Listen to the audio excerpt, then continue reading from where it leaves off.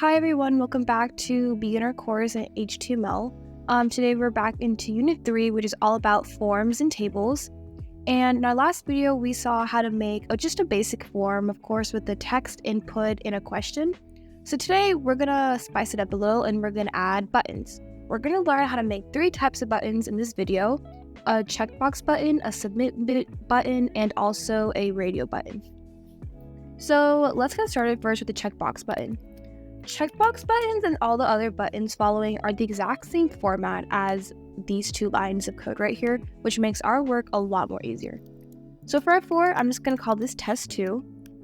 And if you're wondering, what if I just keep using test? Honestly, right now, it wouldn't make any changes at all because this is like an intro course. But if you keep using HTML to actually gather user data and use that, then I would recommend you to obviously use different types of tests because it can get really complicated if you keep on using the same words over and over again.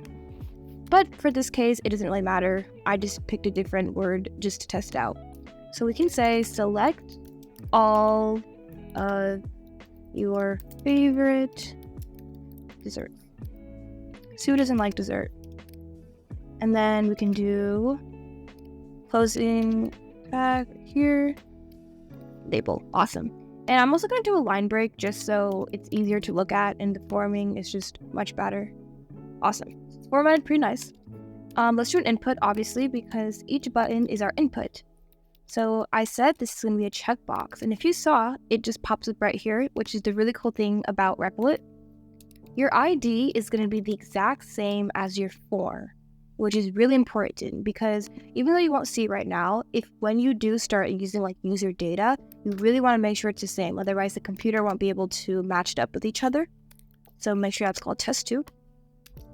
Value is going to just be HTML. We're not going to be using any words like purple or green because if you notice, this is just going to be a button. It's not going to have any text containing it. So that's why we're good with that. Closing, and then of course, we're going to have input. Awesome. And let's see how that looks. Cool. So we have a checkbox button here, but okay, the checkbox can't just be a checkbox. It has to have some words. So let's do another label for our checkbox. This one is going to be called, we're going to call this for again. And it's going to match the text box thing. So we can call test2. I'm following this exact code. And we're going to call this, let's say the first dessert will be pie. I don't know what type of pie, just pie. And then we can label. Awesome. So we have select all your favorite desserts, pie. We just have pie so far. So we need to add more, so we can just control this. And we can add another one. Let's do chocolate cake. I like chocolate cake. Chocolate cake. Awesome. And then we have chocolate. Okay, well, cake didn't come up. Maybe we can run that up. Chocolate cake. Awesome. We have pie and chocolate cake, which is our 2 text block buttons. Okay, let's do a page break. And now let's move on to our next type of button, which is essentially a radio button. When I say radio button, I just mean those buttons that have those circles in it. So similar to our format above, we're going to have label for, I'm just going to be calling this test 3 just to make it easier to read. And let's have our radio button be all about, let's say, choose your favorite pet. And then closing tag, of course. We can't forget a closing tag. Awesome. And then we're going to have our input type. Since this is radio, we can type in radio, which of course pops up here. Our ID needs to match our for, which is test 3. And like I said before, you even need to make a test 3. If I make a test, it will run the exact same. But for this case, I just want to see if it works with a different type of value. Your value is still going to be HTML. And we're going to have our closing tag. Awesome. So we have, awesome. So it says choose your favorite pet and, that. Cool. So like we did before, we need to obviously have some words in here. So we can do label. We need a label for that button. We can do for. make it equal to the same ID we have for our input radio button, which is test 3.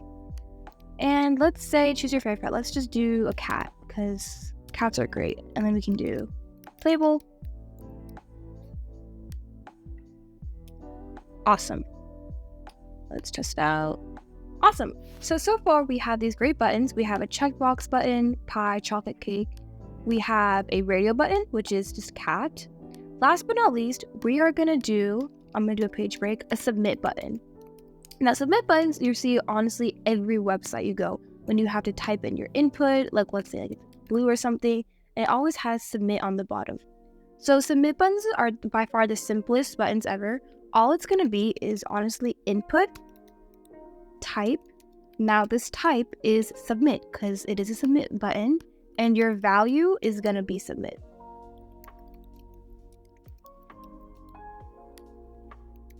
And of course, we can't forget that closing tag, which is called input. Awesome. So you can see right here, we have a submit here. Now, as you can see, when I'm clicking on it, it just refreshes the page over and over again. So it's not going to do anything because we don't actually have any like data to put in.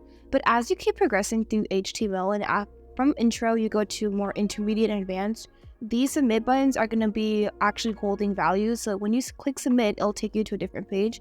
But for now, this is just your basic intro on how to do radio buttons, checkboxes, submit buttons, and just how to do a basic form.